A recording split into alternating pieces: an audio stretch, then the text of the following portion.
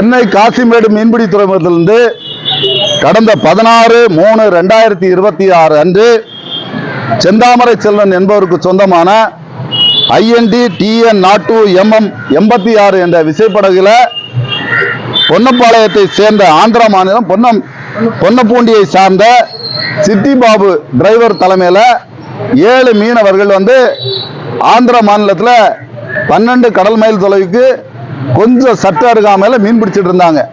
அதை கண்ட ஆந்திராவுடைய அதிகாரிகள் மீன்வளத்துறை, ஃபாரஸ்ட், இன்னும் கடலோர காவல் படை போன்ற அதிகாரிகள்லாம் படகுல 22/3/2026 அன்னைக்கு படகை கைது பண்ணிருக்கிறாங்க.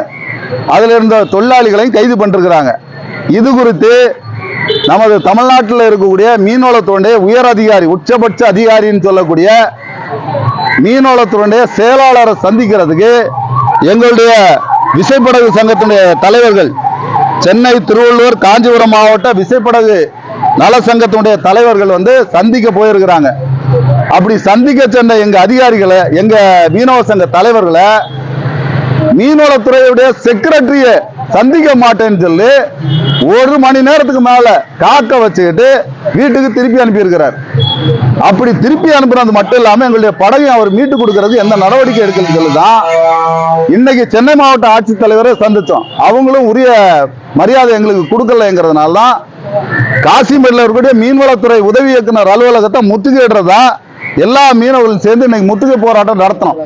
அப்போ ராயபுரத்தினுடைய AC தலைமையில ஒரு பேச்சுவார்த்தை நடத்தி, உங்களை அவமரியாதை செய்த அதிகாரி, அதாவது நீங்க சொல்லக்கூடிய உச்சபட்ச அதிகாரி மீன்வளத்துறையுடைய செக்ரட்டரி உங்களுடைய பேச்சுவார்த்தைக்கு அழைக்கிறாரு, வாங்க நான் கூட்டு போறேன்னு சொல்லி இப்போ எங்களுடைய விசைப்படகு சங்கத்தினுடைய தலைவர்களை அழைச்சிட்டு போயிருக்காங்க. சென்னை, திருவள்ளூர், காஞ்சிபுரம் மாவட்ட விசைப்படகு மீனவர் நல சங்கத்தினுடைய தலைவர்களை இப்போ அழைச்சிட்டு போயிருக்கிறாங்க. அழைச்சிட்டு போயிட்டு இந்த பேச்சுவார்த்தையில படகை உடனடியாக விடுவிக்கிறதுக்கான சுமூகமான முடிவுகள் எட்டப்படலாம். காசிமேடு மீன்பிடி துறைமுகத்தில் விசைப்படகுகள் தொழிலுக்கு போகாம போராட்டம் நடத்துவோம், மீன்வளத்துறை அலுவலகத்தை முற்றுகையிடுவோம், படகை விரைவில் மீட்டு கொடுக்கறதுக்கு அரசு நடவடிக்கை எடுக்கணும்னு சொல்லி, இது தேர்தல் நேரம் அப்படின்னு சொல்லி காரணம் காட்டி எங்களை விட்டுறக்கூடாதுன்னு சொல்லி இந்த நேரத்தில் கோரிக்கை விடுக்கிறோம்.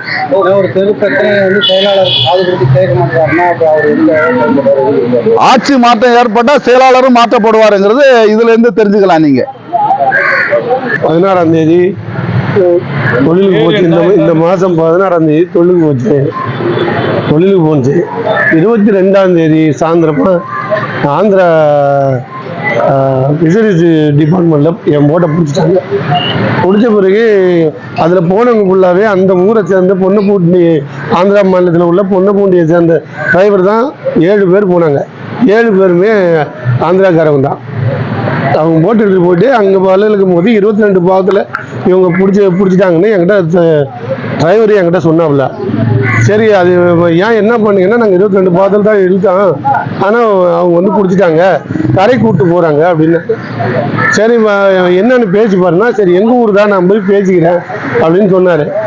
சரி, நான் நைட்டு போயிடுச்சு, சாயந்தரம் பிடிச்சாங்க, நைட்டு முடிஞ்சது. மறுநாள் காலையில் ஃபோன் பண்ணி கேட்டப்போ சொன்னாங்க, AD ஆஃபீஸ்லேருந்து ஒரு 5000 ஃபைன் பண்ணுமா, நம்ம கரையை வந்துட்டோமா, அதனால ஃபைன் பண்ணுமா, அவங்க 12 நாட்டிகளில் இழுக்கணுமா, நம்ம கொஞ்சம் கரையை வந்துட்டோமா, 5000 ஃபைனுன்னாங்க. ஃபைன் நீ அனுப்பினாங்க.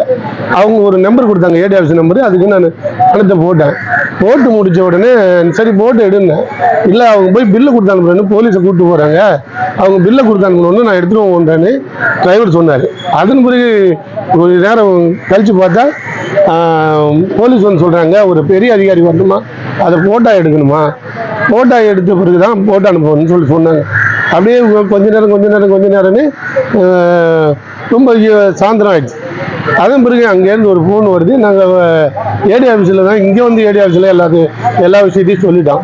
அப்போ AD ஆஃபீஸில் தான் உட்காந்துருக்கேன். ஒரு ஃபோன் ஒன்று வந்துச்சு. நான் யாருக்கு பணம் போட்டேன்னா அவர் பேசி சொன்னார், உங்கள் பணம் ரிட்டர்ன் ஆகுது, ரிட்டர்ன் போட்டுறேன். அவர் தெலுங்குல பேசுறது எனக்கு சரியாக புரியல. ரிட்டர்ன் போட்டுறேன், நீங்கள் போலீஸில் ஹேண்ட் ஓவர் பண்ணிட்டோம் போட்ட அப்படின்னு சொல்லிட்டு சொன்னாங்க. என்னாச்சுன்னா, இது கொஞ்சம் இஷ்யூ ஆயிடுச்சு அப்படின்னு சொன்னாங்க.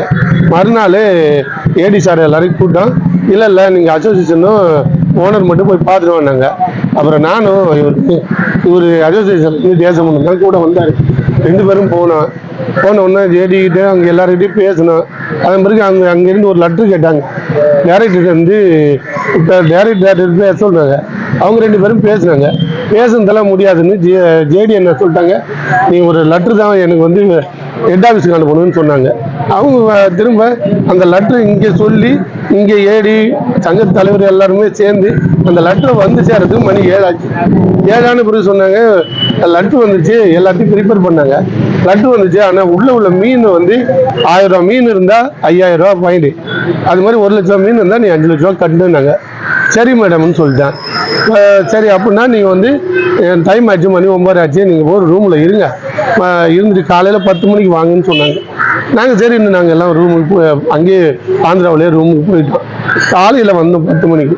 அதுக்குள்ளே டிரைவர் வந்து போட்டில் இருந்தவர் ஃபோன் அடித்தார். இங்கே ஜேடிஎம்மா எல்லாம் நிறைய ஆஃபீஸர் வந்திருக்காங்க. வந்து அவங்க மீன் எல்லாம் எடுத்துக்கிட்டாங்க. மீன் எல்லாம் எடுத்துகிட்டு போய் அவங்க எடுத்துகிட்டு போயிட்டு நீ ஒன்றும் கொஞ்சம் இரு, அங்கே எல்லாரும் சொல்லியிருக்காங்க. வந்த கொஞ்சம் பேர் ஆஃபீஸில் சொல்லியிருக்காங்க, சரி போட்டு அனுப்பிச்சி விட்ருவோம், ஓனர் தான் அங்கே இருக்காரு. நாங்கள் அப்படிலாம் ஜேடி ஆஃபீஸில் தான் அவங்க வர சொன்னாங்க. நான் ஜேடி வெயிட் பண்ணுறோம். ஓனர் தான் அங்கே இருக்காது, போட்டு எடுக்க அனுப்பிச்சி விட்டோன்னே ஜேடிஎம்மா எதுக்கும் கலெக்டர்கிட்ட இன்ஃபார்ம் பண்ணிட்டு எடுத்துக்கலான்னு சொல்லியிருக்காங்க. இவ்வளோ உலகம் எப்படி தெரியும்னா, என் போட்டுக்கு போனவரே ஆந்திராக்காரர் தான்.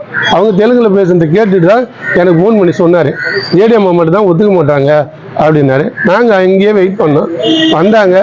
அப்புறம் வந்துட்டு அவங்க கலெக்டர் மீட்டு போகிறேன் போயிட்டு வந்தவங்க இல்லை போட்டு அனுப்ப முடியாது அப்படின்னு சொல்லிட்டாங்க. அது எதுக்காகனா அவங்க வந்து 12 ஆர்டிகல்களை இழுக்கணுமா, அது எங்களுக்கு கண்டிப்பாக தெரியாது. ஆந்திராவில் போட்ட சட்டம் எங்களுக்கு தெரியாது.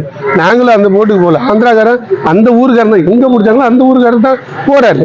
அவர் போய் 12 ஆர்டிகளுக்கு ஒரு கரையை வந்துட்டாரான். 25 பாவத்துக்கு 22 பாவத்தில் வந்துட்டாரான். அவங்க சொன்ன காரணமே இதான் சொன்னாங்க, 22 பாவத்தில் வந்துட்டாரு. எப்படி சொல்லுங்க, அப்படி எனக்கு தெரியல.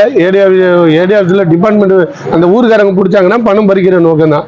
ஆனால் ஆஃபீஸே பிடிச்சிருக்குன்னு அவங்க சொல்கிறாங்க. 4 டிபார்ட்மெண்ட் பிடிச்சிருக்கோம், ஃபாரஸ்ட்டு, ஃபிஷரிஸு, 1-2 டிபார்ட்மெண்ட்டாக அவங்க சொன்னாங்க.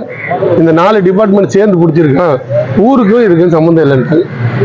சம்பந்தமா இங்க அதிகாரிங்க யாருன்னா பாத்தீங்களா, அவங்க என்ன சொன்னாங்க? இங்க அதிகாரிகளை எங்க சங்கத்து மூலியமா போய் பார்த்துருக்காங்க.